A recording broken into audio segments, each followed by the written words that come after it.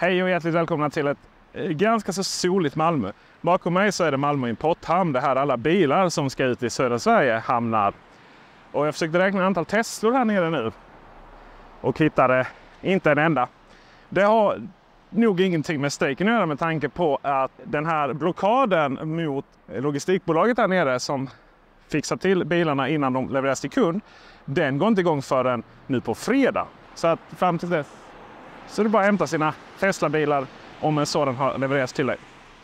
Men därefter sen så, även om Tesla löser det på egen hand, så kommer det bli problem för dem att kunna få några nya bilar till svensk mark överhuvudtaget från och med tisdagen den 7 november. För då tar Transportarbetarförbundet ut hamnen här och i Södertälje, Trelleborg, Göteborg i sympatistrejk och blockad. Det betyder att hamnarbetarna får överhuvudtaget inte befatta sig med några Tesla-bilar så när som att flytta dem lite för att få ut andra bilar.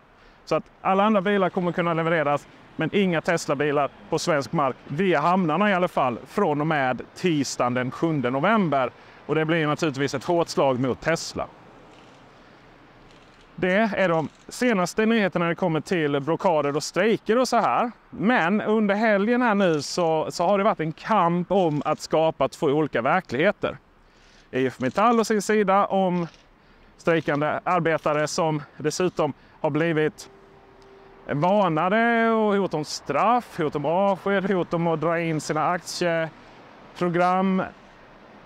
Å andra sidan så finns det en artikel hos Tesla Club Sweden som har fått en ganska stor spridning där man helt enkelt konstaterar att det inte finns någon strejk. Här gäller det ju då att förstå då att om man går till Teslas kontor och verkstad och intervjuar de som är där, då intervjuar du naturligtvis inte de som strejkar för de är inte där.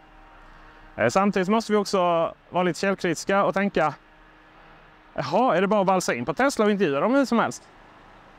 Kan vi försöka?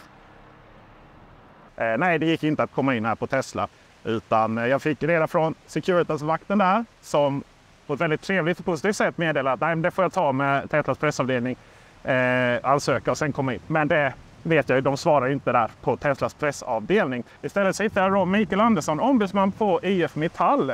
Och om inte Tesla svarar, då får ju ni berätta vad ni gör istället. Det här är ju oerhört viktigt för vår del att vi visar.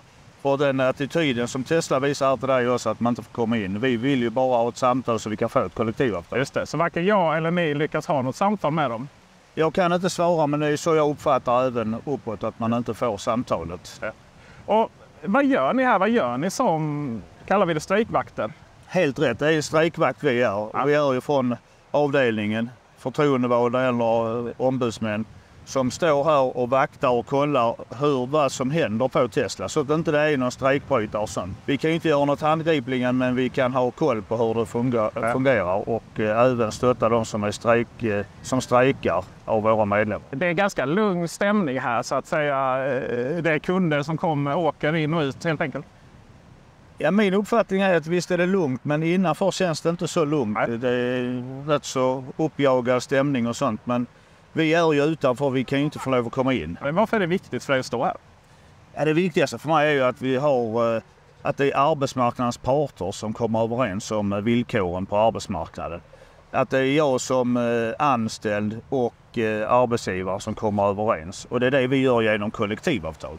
Så det är den viktiga striden för min del. Så att arbetstagarna också har inflytande i arbetsvillkor. Det är ofta för att agera strejkvakt, inte så ofta. Det är inte så ofta, det är ett tag sedan innan och jag har nog aldrig gjort det faktiskt. Så att det är ju, men det är ju tragiskt. Jag skulle helst inte vilja, för det är det som är den styrkan i vår modell. Det är ju att vi faktiskt kommer överens och gör en överenskommelse så vi har avtal som vi tycker är bra för båda parter. Det är det som är styrkan i vår modell. Hur länge tror du att du kommer få stå här? Det är ju svårt att spekulera. Jag hoppas ju att den är över imorgon. Att om Tesla vägrar teckna, ja då får vi stå här tills de har tecknat. Så då kan det bli långt. Hur upplever du stödet bland kollegor och andra fackförbund i branschen? Ja, fackförbunden är helt överens och även fackförbund utanför LO-sfären som är de som är för arbetstagarna och på golvet. Känner jag att det är ett stort stöd. Jag tror att Tesla inte har riktigt förstått hur stark arbetarrörelsen är i Sverige. Och därmed var vi klara härifrån ett förhållandevis lugnt Malmö. Jag ska naturligtvis försöka få tag på Teslas kommunikationsavdelning i denna fråga igen och se om vi ändå inte kan få sitta ner och prata lite. Så. De har uppenbarligen en bild hur det hela ska gå till, men håller den för sig själv. Och det är ju också någonting som är ganska typiskt för företag av den storleken. Eller generellt sett så har det liksom blivit en tid där ena parten bara håller tyst. Och sen så får vi journalister kritik för att vi inte visar båda sidor. Men det är ju helt omöjligt. Jag kan ju inte gärna bryta mig in här.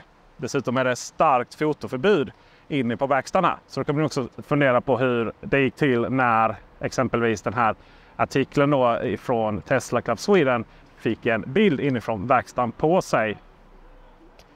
Så med det tackar jag för mig. Hoppas du tyckte det var intressant. Ge en tumme upp och så hörs vi och syns vi i nästa video. Antingen om strejken, om Tesla-recensioner eller någon annan bil. Hej!